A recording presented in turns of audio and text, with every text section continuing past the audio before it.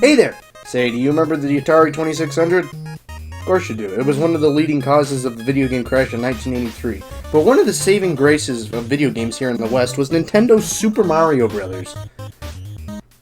I really don't think they knew how big this game would get. But, of course, last time I said I'd do more, so I'm doing more.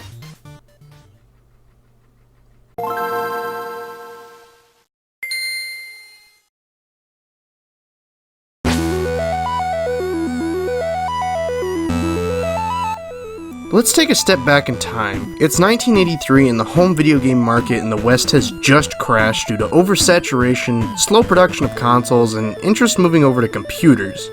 But at the end of the dark tunnel in 1985, there's a light.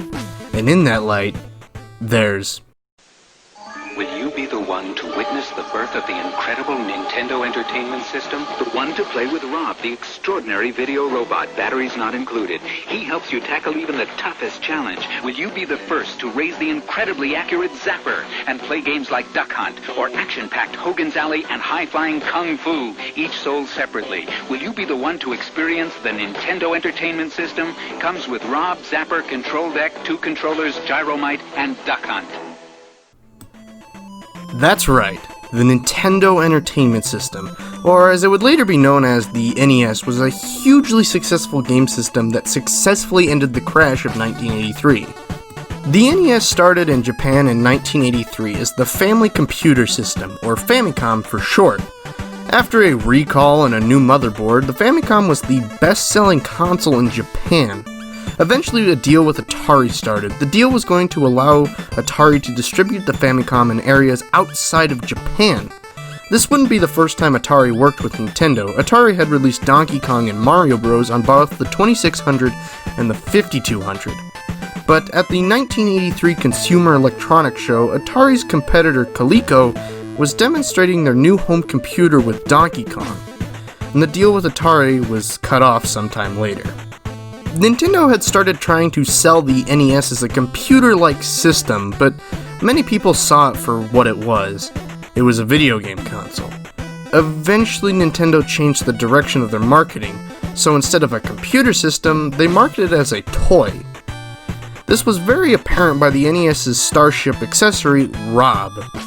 Rob was Nintendo's Trojan horse into Western markets, and it worked. Rob was considered the accessory that brought the NES into the spotlight, but the game that is considered to be the game that saved gaming was Super Mario Bros. Super Mario Bros. Was the successor to the arcade game Mario Bros. Super Mario Bros. Was released in Japan on September 13th, 1985, and later that year in the West. But no one really knows when it actually happened, it just sorta happened. But according to Nintendo, Super Mario Bros. Was officially launched in North America in the 18th of October, 1985.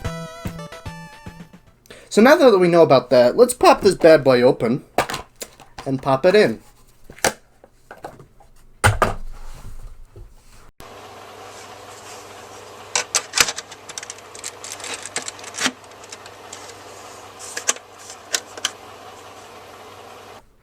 I need a controller.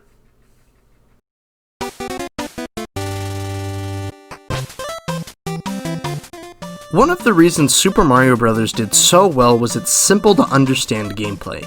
You just simply ran right and jumped. There was also other factors in the game such as enemies, power-ups, and coins. There's also a 2-player mode where one person can play as Mario and the other can play as Luigi. Mario and Luigi both use a total of 4 different power-ups. The Super Mushroom makes Mario big and turns him into Super Mario. The Fire Flower gives Mario the ability to throw fireballs. And the Starman grants Mario a few seconds of invulnerability to all enemies. And the 1-Up Mushroom gives Mario an extra life. And when Mario and Luigi touch an enemy without a star, they just go back to normal Mario and Luigi again. This can be prevented though by throwing fireballs or jumping on their head.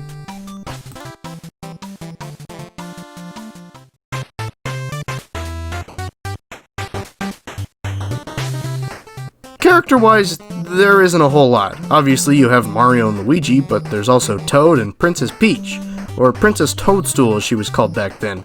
There's also all of the enemies. There's the Goomba, Green Koopa Troopa, Red Koopa Troopa, Green Koopa Paratroopa, Red Koopa Paratroopa, Buzzy Beetle, the Hammer Brothers, the Spiny, Lakitu or Lakitu, whatever one you prefer, Piranha Plants, Red Cheep Cheeps, Green Cheep Cheeps, Bullet Bills, Bloopers, Lava Bubbles, or as the manual calls them, Bodo Boo, and King Bowser Koopa. Also, according to the manual, jumping boards are characters too. It's just something to think about.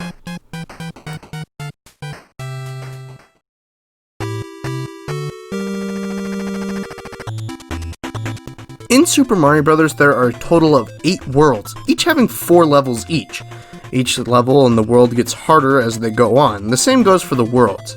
The levels that you can expect to get are standard ground levels, which equally focuses on platforming and enemies. Underground levels, which tend to focus more on the enemies. Sky levels, which tend to focus more on the platforming. Swimming levels, they're just swimming levels. And Bowser's Castle, those tend to be the hardest ones in the world. And they're also the last level in each world.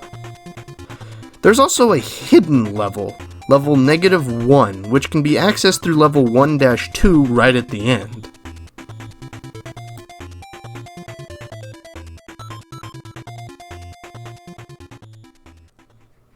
So that was Super Mario Bros. On the Nintendo Entertainment System. If I had an established rating system at this point, I'd give it a pretty high grade. But sadly, as far as I know, to my knowledge at least, this was the only mainline Mario game on the Nintendo Entertainment System. So, I guess I'll have to be moving back to the Super Nintendo.